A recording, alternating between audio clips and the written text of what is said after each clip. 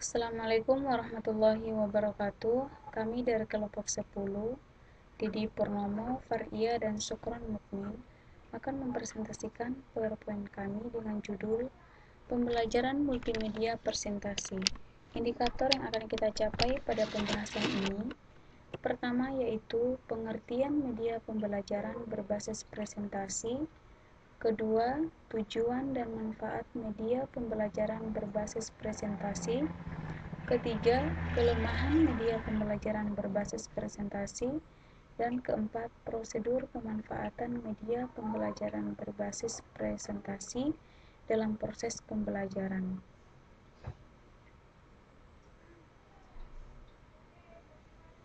A. Pengertian media berbasis presentasi.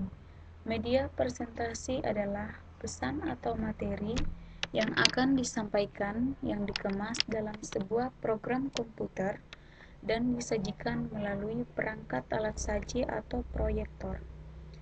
Cara melakukan presentasi yang efektif dengan menggunakan PowerPoint. Yang pertama, aplikasi yang digunakan. Sekarang sudah banyak penggunaan presentasi multimedia. Contohnya, perangkat lunak software yang digunakan untuk membuat media presentasi dan banyak jenis software yang harus dibeli atau didapatkan. Misalnya, program Visual Basic, Macromedia Flash, Director, Outware, Dreamweaver, dan masih banyak lagi. Salah satunya biasa digunakan di kalangan pendidik, khususnya guru, adalah Microsoft PowerPoint. B.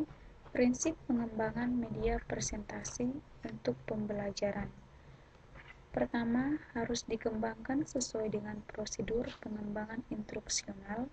Kedua, harus diingat bahwa media presentasi berfungsi sebagai alat bantu mengajar.